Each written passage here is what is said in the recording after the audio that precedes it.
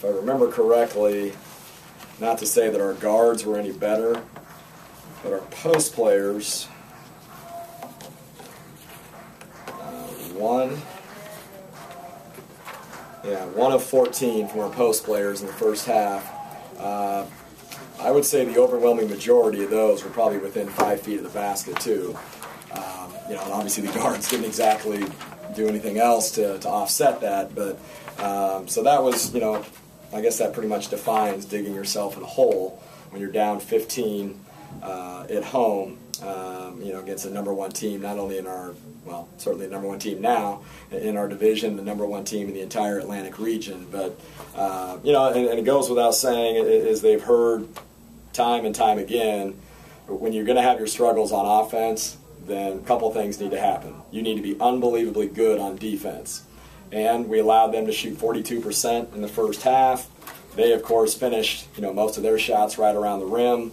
19 free throws in the second half. Granted, some of those were late, when we were fouling deliberately. But so you've got to do a better job defensively, and you can't get out rebounded 51-36. We out rebounded them at their place, and so that was certainly disappointing. And again, there are ways to win. But I will say this, you're putting an unbelievable amount of stress on your defense when you can only muster 50 points at home. And it's, I know they talk a lot about this in football when you have teams that are, really strong defensively, but their offense is completely inept. You're asking a lot of your defense to say, okay, guys, I need you to hold them to 49 tonight to give ourselves a chance to win. And you're probably not going to hold the number one team in the region to 49 points. And, they had balanced scoring, 4 different players in double figures, whereas we only had 2. It's tough looking at the stats, of course. When you get out rebounded by 15, when you shoot 25% from the field overall, and 0 from 3. Really tough to overcome that. And Aaron and Lacey are certainly a big part of what we do offensively. And Lacey had her moments and, found a way to get 8 points and only had 3 turnovers in 39 minutes. Just never could get Aaron Withers going. And, obviously she had some great looks, but again, that's a lot to overcome. The combination of 25% overall and 0 from 3. That's a lot to overcome. You said Aaron Withers, you can't really get her going. It seems like she hasn't gotten going in a while. I mean, what besides making her shots, what else could she do to possibly get back in? Well, I think one of the things that she was a little more inclined to do last year, and we haven't seen it as much consistently this year, was get to the foul line. You guys can look up the numbers, but I'm fairly certain there's a pretty big disparity in this year's free throw attempts compared to last year's free throw attempts. So, you can be a little more aggressive and try to get shots, and draw fouls and that kind of thing, get shots around the rim. Although I do feel like she had a fair amount of shots, within a couple feet of the basket that just didn't go down. But then she did get 3 free throws. Unfortunately, only made 1 of them. But, so she can do that. She can certainly help us by getting a bunch of O boards. And, didn't make as much of an impact there tonight with the 1 offensive rebound. But, maybe, I know the foul trouble maybe took her out of I don't know if I'd say a rhythm. I don't know if she was ever in rhythm. But just never really got it going. Certainly our offense was pretty much Sarah and Bree, and that's pretty much all we had, for the second half especially. I don't know that anybody really had a good half in the first half. It'd be hard to argue that. With what was at stake, and you're playing at home against a top team in the region, top team in the division, how hard is this to take, especially when you didn't come with probably your A game, your B game, or maybe your C game? It's disappointing, and like I said, it's you don't necessarily bank on being phenomenal, offensively every night, and I know we're averaging about 70 points a game, and I never went into the game thinking it was going to be easy to score 70 on Edinboro.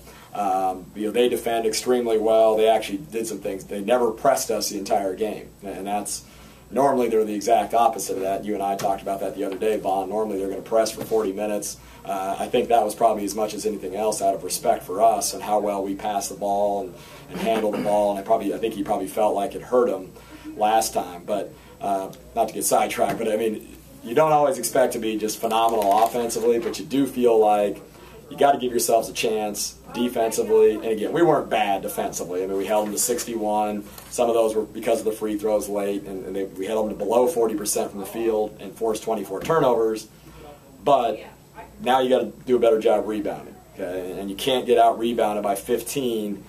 Again, if you're going to shoot 25% from the field, it goes without saying there's a lot of opportunities for offensive rebounds because you're missing a ton of shots. And I didn't feel like we did a whole lot there. You know, they beat us in second chance points. They beat us in points in the paint. They beat us in points off turnovers, certainly bench points as well.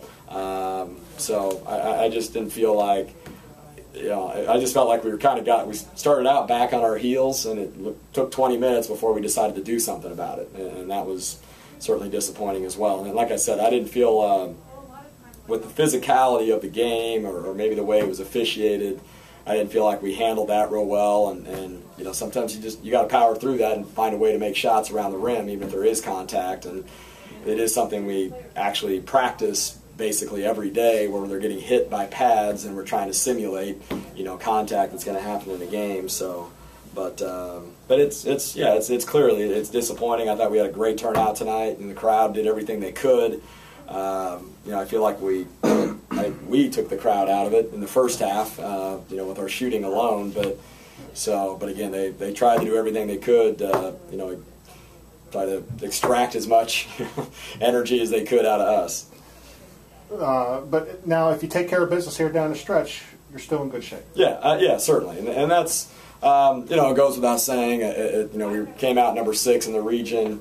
I know in talking to Stan Swank, who's on the committee, he lobbied extremely hard for us and made a very, I felt, convincing case as to why we should have been number 5. But obviously, I guess he got outvoted on that. But you know, it goes without saying, to get into the NCAAs, we take care of business and finish out the regular season strong. You know, we're still in, certainly, but you know, you certainly don't want to slip to 7th or 8th, because now you're on the bubble. Crazy things happen in other conference tournaments, and all of a sudden you have upsets and people that make it that ordinarily wouldn't have made it, and that kind of thing. So, you know, but yeah, I mean, still a lot of basketball left, a lot of great things that can happen, and again, it wasn't like we got beat by a bad team or a mediocre team. We got beat by the number 1 team in the region. It's just disappointing certainly to be down 15 at half and not do what it took. You know, some, like I said, rebounding and finishing shots around the rim is certainly disappointing.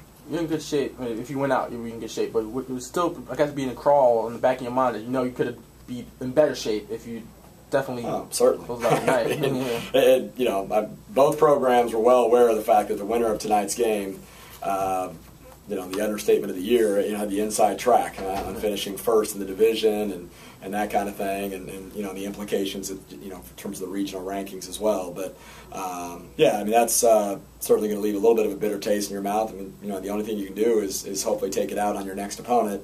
And you know, it's really important, and you know, we do have to remind our players of this on occasion. But it's really important that these upcoming games are more important to us than they are to our opponent. And that's the kind of competitiveness we have to have, and the determination, and the focus, and practice, and all those things to make March a possibility. I mean, to be able to play in March, I mean, we've got to continue to stay focused against teams that are, you know, ranked below us at the moment, you know, within our division.